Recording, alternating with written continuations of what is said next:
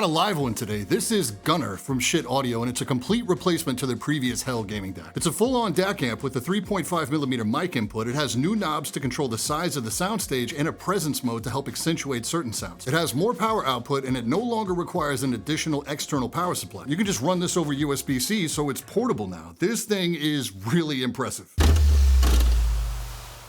So the Schiit GUNNR sounds like a toilet bowl assassin, but luckily it also sounds like a really nice DAC amp. This is the solution for when you have a wired gaming headset with ends that look like this, like the revered PC38X. It's also the solution for when you have an audiophile grade headphone with a mic add-on like the ModMic Uni 2 or the new boom mic from Meze Audio, which we'll check out pretty soon. And it's also the solution for when you have a nice pair of headphones or IEMs and you're not gaming, because nothing about the aesthetic here screams gamer in any way. This thing looks really sharp on the desk, and high-end gaming products that look more clean or grown up are definitely the way. Looking at you, Asus. Compatibility here is pretty extensive. You got PC, Mac, and basically anything that can take advantage of an optical input or USB as long as it supports UAC 1 or UAC 2. PlayStation is fully good to go, but there is no support for Xbox here, which basically comes down to Microsoft just being dicks. Build quality is usually a highlight of Schiit products. We've got the same all-metal design here. It retains the same compact 5" by 3.5" footprint of the Hell, but due to the increased number of controls, it moves to a horizontal layout like the rest of their line. I like this move. The volume knob on top is large, really smooth. It's not dampened, so it doesn't have any weight or resistance to it. It is slightly smoother than the Hell. The way the controls on the front of the PCB line up with the case openings leaves a lot to be desired for me. The mic input isn't centered 100%. These switches are both right up against the outside edge of the case openings. The knobs are both off center. They don't exit the case completely straight, and they don't stick out the same length. Mine also has a little blemish around one of the perforations on the top, and it looks like it was touched up at the factory. None of this is game breaking, and I don't know if mine is an early or pre-release copy, but this isn't what I'm used to seeing from them. We don't see any of this on the outgoing Hell, so I definitely like to see some improvement to the precision here. Around back, you've got your optical input as well as a 3.5mm line out for your desktop speakers. Included with the unit, you get a 6-foot USB-C to USB-A cable, a 3.5 to 1/4" headphone adapter, and a headphone mic splitter cable. The linear override power supply is a wall wart style, and it's a $15 option, so you're looking at a price point of $229 if you want one and $214 if you don't. The additional power output using the AC adapter is immediately noticeable. It's not one of those things where you have to wonder whether or not it's doing its thing like we see on the iFi Zendak. I can only imagine that they listed the total power output specs of this unit running the AC adapter because the output here is even higher than the Hell. In practice, you can get away with it for basically every IEM and most headphones. If I get any further than like 1, 2 o'clock on my DT1990, it's too loud without the power supply, and those at 250 ohm are usually a little more demanding than most things I use and recommend. On my Aria Organic, I can get to about 12 o'clock straight up and just a little past noon on the PC38X without the power supply. So unless you're trying to run some seriously demanding headphones or you're trying to use this with a device that provides no power over USB, I'm not really sure how necessary this even is. And that's pretty sick because that means this unit is now portable for the first time, as like 90% of the time you're going to be able to make the most of it just running over USB. The outgoing Hell requires one USB cable for data and an additional USB cable for power, so I love the change here. To manage all that power, we have a 3-stage gain switch, so low and high and then a negative gain for particularly sensitive IEMs. And IEMs sound great on this unit. From the most sensitive to the most demanding, I had no issues.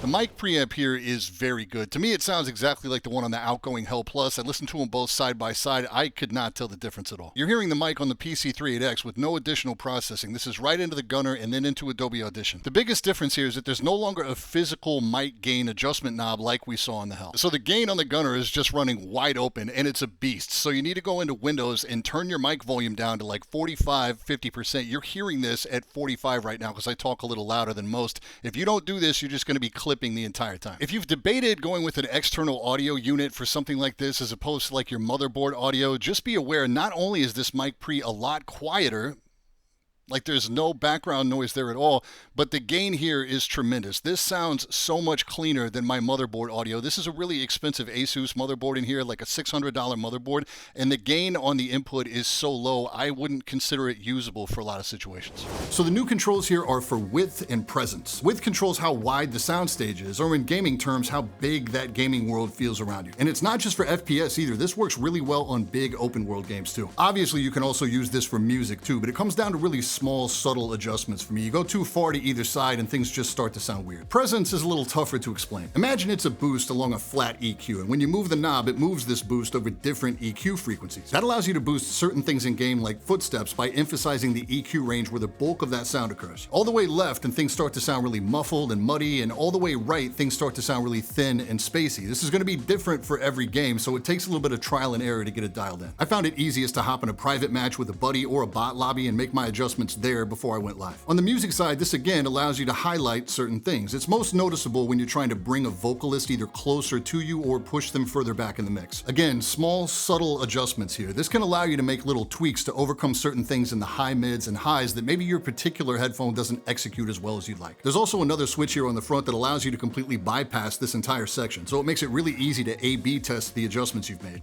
Love that. It is worth saying that you can do all this same stuff if you have a solid understanding of EQing, and EQ gives you more flexibility to the overall sound. But the point here is that there's a couple knobs you can just reach over and tweak on the fly depending on what you're doing and what you're listening to. And you'll probably want to make small adjustments from game to game or even song to song, so it's dead easy with these knobs as opposed to alt-tabbing out and doing science when you're just trying to enjoy your experience. About the only thing gaming related this unit doesn't provide is any sort of game chat mix, so you can adjust, say, the level of Discord in your ear versus your game audio. This can still be accomplished by using a third-party audio application on the PC like Sonar from SteelSeries, which is free if that's something that you really need in your audio chain. There's also no simulated surround sound on the hardware itself, but you can of course still leverage all the spatial audio stuff that you'll find either on the console or the PC. So at $229 with the power supply, I really like what they put together here. You're getting an audiophile grade DAC amp with a very impressive 3.5mm mic input that looks handsome on the desk, and it's portable. Because it completely replaces the Hell, it's not really a matter of which you should buy, but more so if you should consider this if you already have the Hell. The overall sound quality and the mic input are essentially the same. While you do get more power output, that's not really the selling point. It's more so the portability, the new audio shaping controls, the additional negative gain mode for highly sensitive IEMs, and the more muted aesthetic. Overall sound quality wise, it's really good. It's more than you'd ever need for gaming. It's basically overkill for gaming. For music listening, it's not quite up to the Magni Unity, which puts up more power and somehow punches way above its price tag still. I'm not sure if it comes down to the power output or to the internal DAC, but there's something about the Magni Unity that's just